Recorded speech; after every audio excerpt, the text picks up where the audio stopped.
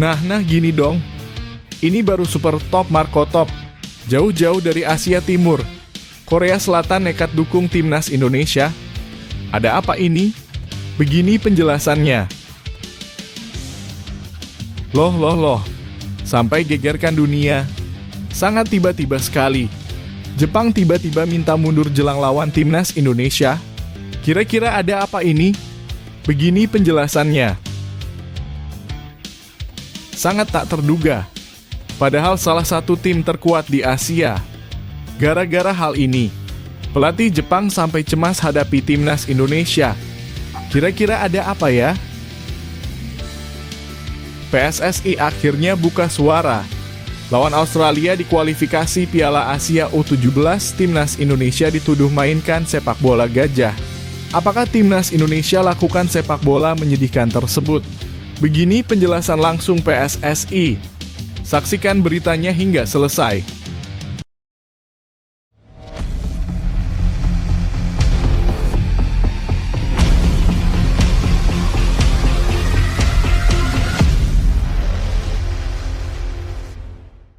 Mohon subscribe channel Timnasku Indonesia agar tidak ketinggalan informasi Timnas Indonesia.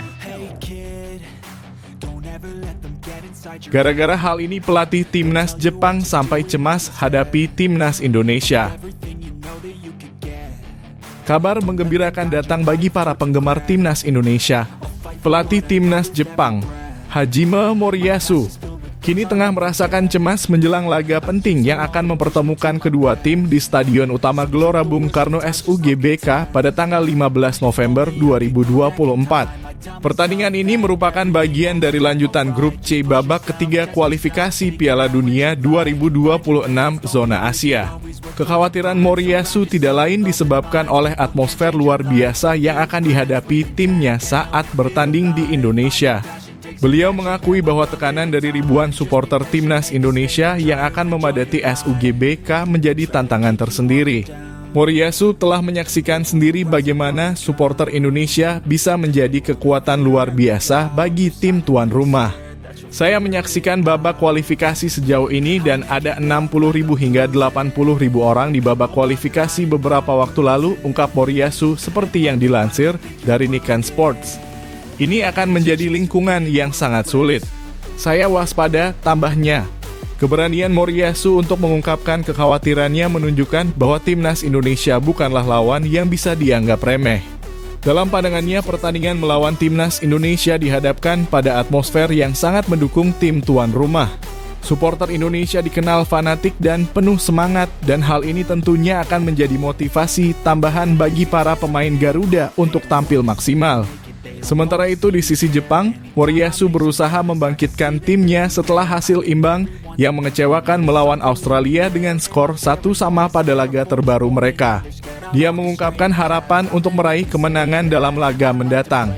Meskipun Jepang saat ini berada di puncak klasemen grup C dengan 10 poin, mereka tidak bisa meremehkan potensi timnas Indonesia yang berusaha keras untuk memperbaiki posisi mereka. Kondisi ini semakin menambah semangat dan harapan bagi para pendukung timnas Indonesia. Sebagai penggemar setia, tentu kita berharap skuad Garuda mampu memanfaatkan ketegangan yang dialami oleh Jepang. Peluang untuk menunjukkan kemampuan terbaik di hadapan pendukung sendiri adalah momen yang harus dimanfaatkan. Kami mengajak semua penggemar untuk memberikan dukungan dan komentar positif terhadap timnas kita. Apakah Anda percaya timnas Indonesia dapat memanfaatkan tekanan yang ada dan menciptakan kejutan di SUGBK? Apa strategi yang Anda harapkan diterapkan oleh pelatih untuk menghadapi tim Samurai Biru? Bagikan pendapat Anda di kolom komentar dan mari kita bersama-sama menyemangati timnas Indonesia dalam misi besar ini. Suara dan dukungan kita sangat berarti untuk mengangkat semangat para pemain Garuda di lapangan. Ayo semangat Garuda!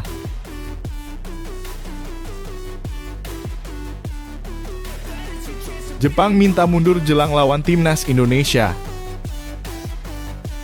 Menjelang laga kelima kualifikasi Piala Dunia 2026 zona Asia, Indonesia akan menjadi tuan rumah bagi Jepang di Stadion Utama Gelora Bung Karno (SUGBK) pada November 2024. Ini adalah kesempatan penting bagi timnas Indonesia yang saat ini berada di peringkat bawah grup C, berjuang bersama Cina di juru kunci. Momen ini krusial karena tanpa penambahan poin, peluang Indonesia untuk melangkah ke Piala Dunia akan semakin tipis. Namun, kabar mengejutkan datang dari tim Samurai Biru. Alih-alih mundur dari kualifikasi, Japan Football Association dalam kurung JFA meminta Persatuan Sepak Bola Seluruh Indonesia dalam kurung PSSI untuk mengundur jadwal pertandingan yang awalnya direncanakan pada tanggal 14 November menjadi 15 November. Permintaan ini menimbulkan tanda tanya mengapa Jepang, tim yang terkenal kuat, membutuhkan perubahan jadwal. Menurut laporan dari Japan Times, alasan dibalik permintaan ini adalah adanya masalah teknis terkait pemulihan dan persiapan tim sebelum menghadapi skuad Garuda. JFA merasa tambahan waktu 1 hari akan memberikan kesempatan bagi tim Jepang untuk memastikan semua pemain, terutama yang baru bergabung dari Eropa, berada dalam kondisi optimal. Hal ini mengisyaratkan bahwa timnas Indonesia tidak bisa dianggap remeh, melainkan mereka adalah lawan yang cukup kuat, sehingga Jepang merasa perlu mempersiapkan diri dengan lebih baik. PSSI di bawah kepemimpinan Arya Sinulinga telah mengonfirmasi bahwa mereka setuju dengan permintaan JFA demi menjaga kenyamanan tim tamu. Indonesia ingin dikenal sebagai tuan rumah yang baik, dan keputusan ini menunjukkan sikap sportivitas yang tinggi. Arya menjelaskan, kita terima saja. Kan kita ini baik-baik saja, kitalah paling baik. Tuan rumah paling baik itu Indonesia. Ini mencerminkan keinginan Indonesia untuk menjalin hubungan yang baik dengan tim tamu, sekaligus menjaga reputasi. Namun di balik semua ini, timnas Indonesia harus memanfaatkan kesempatan yang ada. Dengan adanya perubahan jadwal, pelatih Indonesia dapat merancang strategi yang lebih tajam dan mempersiapkan skuad mereka untuk menghadapi tim Jepang yang mungkin tidak dalam kondisi prima. Ini adalah celah yang harus dimanfaatkan dengan baik. Masyarakat dan penggemar sepak bola Indonesia tentu menunggu dengan antusias bagaimana skuad Garuda akan menghadapi tantangan ini. Apakah mereka mampu memberi kejutan kepada Jepang? Komentar dan analisis dari berbagai pihak pun menjadi menarik, mengingat laga ini adalah momentum penting untuk Indonesia membuktikan bahwa mereka layak berkompetisi di level tinggi. Setiap detik dalam pertandingan akan sangat berharga dan semua mata akan tertuju pada SUGBK untuk menyaksikan pertarungan sengit antara dua tim yang berambisi meraih kemenangan. Dengan target minimal 4 poin dari 2 laga kandang, ini adalah tugas yang menantang bagi skuad Garuda. Jika mereka bisa mengambil keuntungan dari situasi ini dan tampil maksimal, bukan tidak mungkin Indonesia bisa meraih hasil positif yang diharapkan. Laga ini bukan hanya sekadar pertandingan, melainkan juga sebuah pembuktian bahwa timnas Indonesia siap bersaing di pentas internasional. Mari kita dukung timnas Indonesia dan tunjukkan semangat Garuda yang tidak akan pernah padam.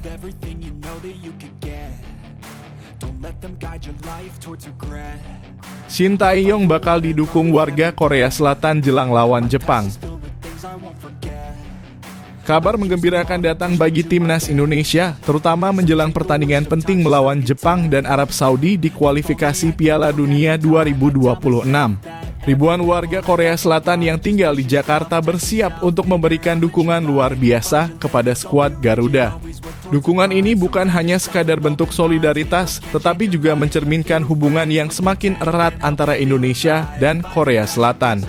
Rencana dukungan ini diinisiasi oleh Shin Tae-yong, pelatih timnas Indonesia yang merasa perlu adanya semangat ekstra dari para pendukung.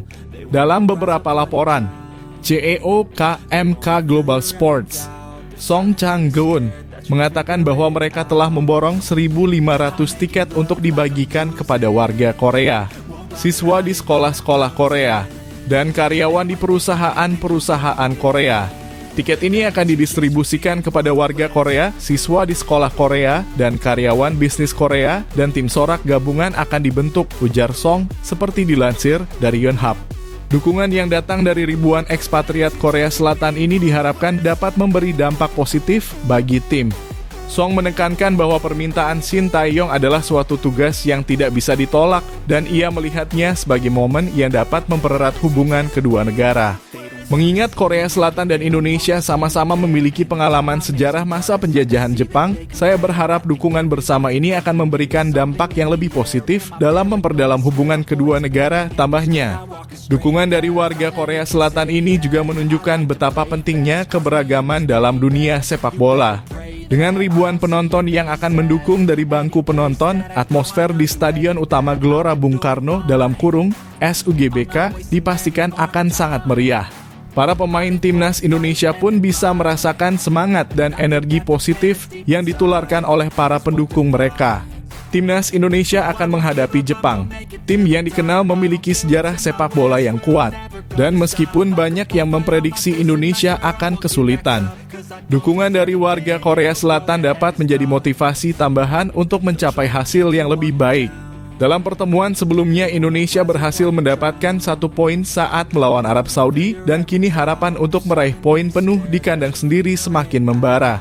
Bagi para penggemar timnas Indonesia, kesempatan ini bukan hanya untuk mendukung tim kesayangan, tetapi juga untuk merayakan persahabatan yang terjalin antara dua negara. Kecintaan masyarakat lokal terhadap Korea juga semakin tumbuh sejak kedatangan Shin Tae-yong sebagai pelatih. Mari kita berikan dukungan penuh kepada timnas Indonesia dalam laga melawan Jepang dan Arab Saudi. Bagaimana menurut Anda tentang dukungan dari warga Korea Selatan? Apakah ini akan memberikan dampak positif bagi timnas Indonesia? Bagikan komentar dan pendapat Anda di kolom komentar. Mari kita bersama-sama menyemangati timnas Garuda.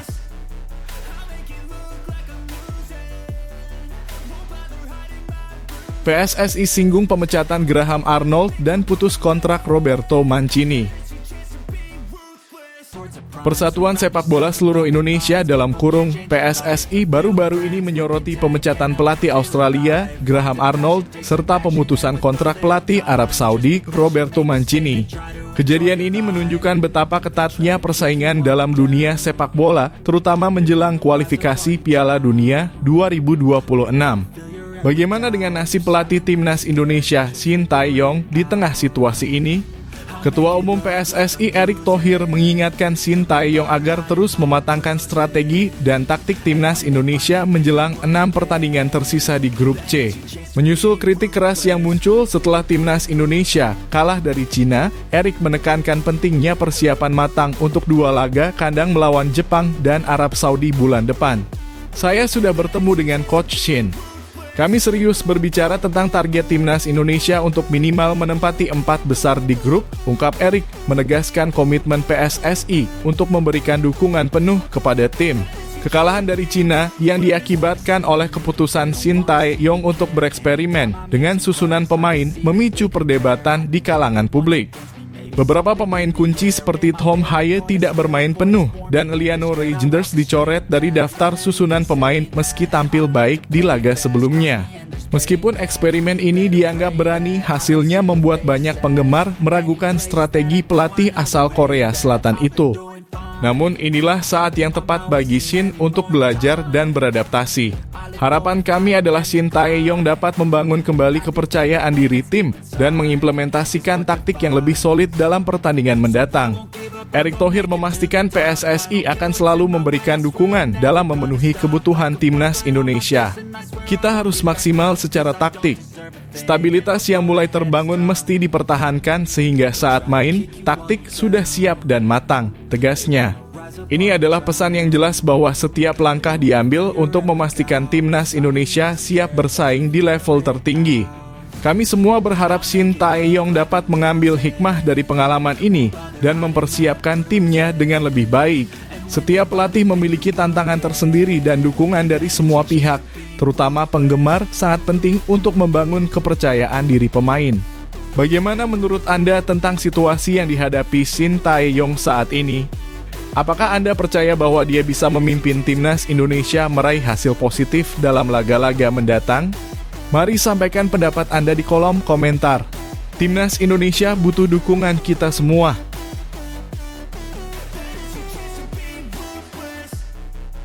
Gaji wasit Ahmed Al-Kaf begitu besar, apakah benar-benar disuap Bahrain?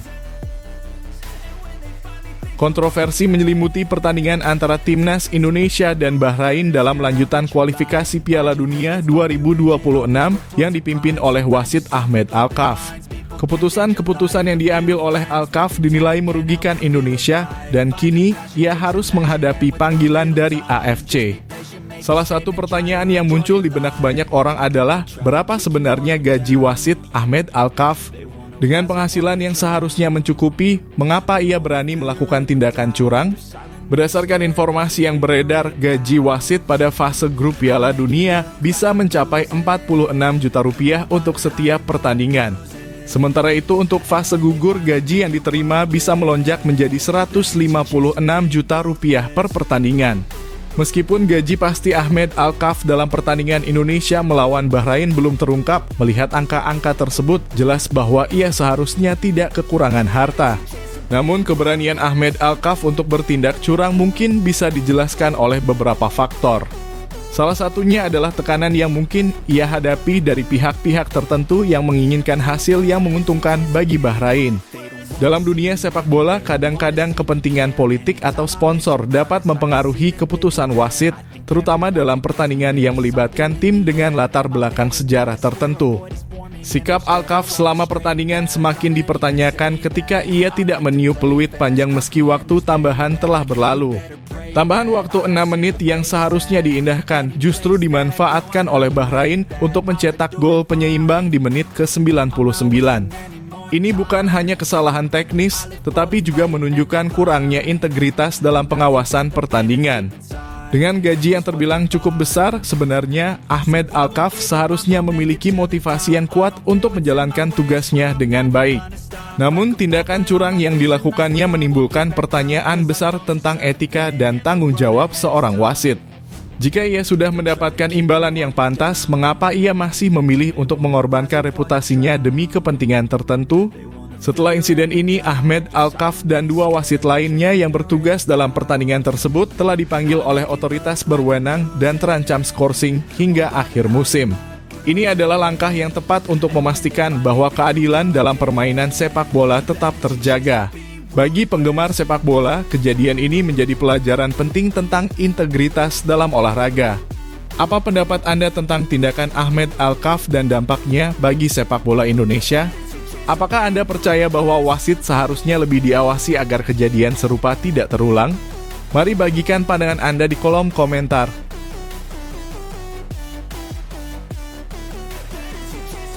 PSSI buka suara soal strategi main Timnas Indonesia U17 lawan Australia. Pertandingan antara Timnas Indonesia U17 dan Australia dalam kualifikasi Piala Asia U17 2025 menjadi sorotan hangat di kalangan pecinta sepak bola. Duel yang berlangsung di Abdullah Al Khalifa Al Sabah Stadium, Kuwait pada 27 Oktober 2024 awalnya terlihat biasa saja. Namun hal aneh terjadi di tengah laga yang membuat banyak orang penasaran dan membicarakannya di media sosial. Sejak peluit awal, Australia langsung bermain agresif dan menyerang pertahanan Indonesia. Strategi Indonesia terlihat solid dengan memanfaatkan serangan balik yang nyaris menciptakan gol beberapa kali. Namun, pada menit ke-60, suasana pertandingan berubah drastis. Kedua tim tampak mengendurkan permainan mereka seolah-olah puas dengan hasil imbang.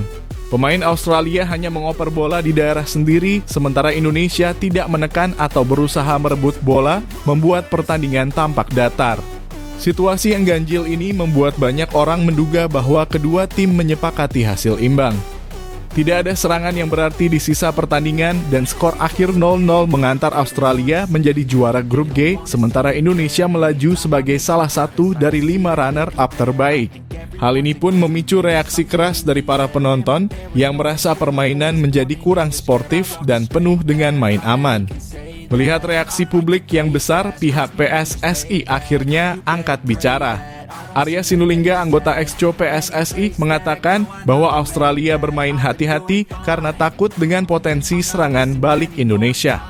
Australianya takut sama Indonesia. Sejak awal, strategi pelatih Nova Ariano memang defend to counter dan itu terbukti efektif.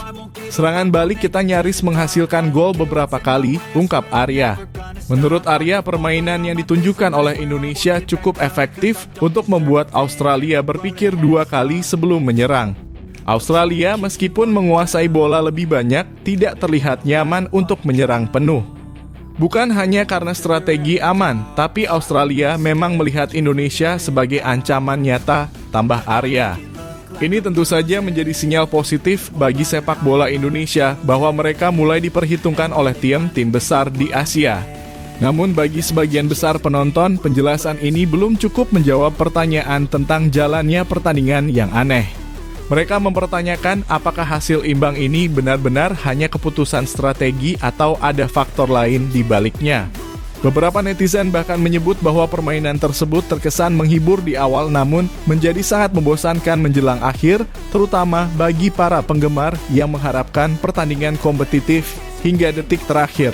Apakah menurut Anda permainan kedua tim ini memang hanya strategi atau ada kesepakatan tertentu? Bagaimana perasaan Anda sebagai penonton melihat pertandingan ini? Berikan pendapat Anda di kolom komentar.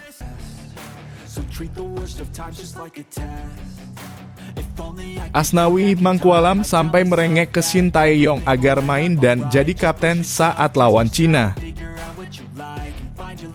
Pertandingan timnas Indonesia melawan Cina dalam kualifikasi Piala Dunia 2026 menyisakan cerita yang cukup kontroversial di kalangan penggemar sepak bola.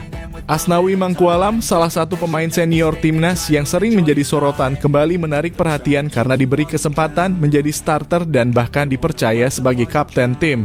Keputusan ini memicu banyak pertanyaan, terutama karena performanya di laga tersebut dinilai kurang optimal, yang berujung pada kekalahan 1-2 timnas Indonesia di tangan Cina di Stadion Qingdao Youth Football Stadium pada 15 Oktober 2024. Manajer timnas Sumarji akhirnya buka suara untuk merespons berbagai spekulasi yang berkembang di media dan kalangan fans. Banyak yang menduga bahwa Asnawi sendiri merengek agar bisa turun melawan Cina dan mendapatkan posisi kapten, menggantikan Jay Itzes yang dalam beberapa pertandingan terakhir tampil sebagai pemimpin lapangan. Namun Sumarji menegaskan bahwa keputusan tersebut adalah murni pilihan pelatih Shin Tae-yong dan bukan karena adanya tekanan atau permintaan dari pihak lain, termasuk dari Asnawi sendiri. Di channel YouTube Arya Sindulingga, anggota ex-Co PSSI, Sumarji mengungkapkan bahwa bahkan dirinya sempat bertanya-tanya mengapa Shin Tae-yong mengganti kapten di laga sepenting ini. Menurutnya, penunjukan Asnawi sebagai kapten tidak ada kaitannya dengan ambisi atau permintaan pribadi dari pemain tersebut. Asnawi itu bukan tipe pemain yang memohon-mohon atau merengek agar diturunkan. Dia justru senang dengan adanya persaingan di tim. Dia selalu bilang kepada saya bahwa persaingan sehat di posisi masing-masing adalah sesuatu yang positif, jelas Sumarji. Meski begitu, publik tampaknya masih kurang puas dengan penjelasan ini. Penampilan Asnawi yang kurang maksimal pada laga tersebut membuat sebagian penggemar mempertanyakan apakah ada favoritisme dalam pemilihan pemain. Selain itu, banyak yang merasa bahwa Jay Itzes lebih layak menjadi kapten tim karena kepemimpinannya yang kuat dalam beberapa laga terakhir. Keputusan Shin Tae-yong memberikan ban kapten kepada Asnawi justru dianggap mengurangi performa tim dan menyebabkan ketidakseimbangan di lapangan. Sementara Sumarji sudah mengklarifikasi bahwa ini semua adalah strategi dan taktik pelatih, penonton masih bertanya-tanya, apakah keputusan tersebut benar-benar tepat? Apakah pemberian peran penting seperti kapten kepada Asnawi di saat yang kritis ini justru menjadi titik lemah timnas Indonesia? Bagi kalian yang menonton pertandingan ini, bagaimana pendapat kalian? Apakah Asnawi Mangkualam memang layak menjadi kapten atau seharusnya tetap diserahkan kepada Jay Itzes? Apakah menurut Anda keputusan ini murni strategi pelatih atau ada hal lain di balik layar? Mari berdiskusi di kolom komentar karena opini kalian sebagai pendukung setia Garuda sangat berarti.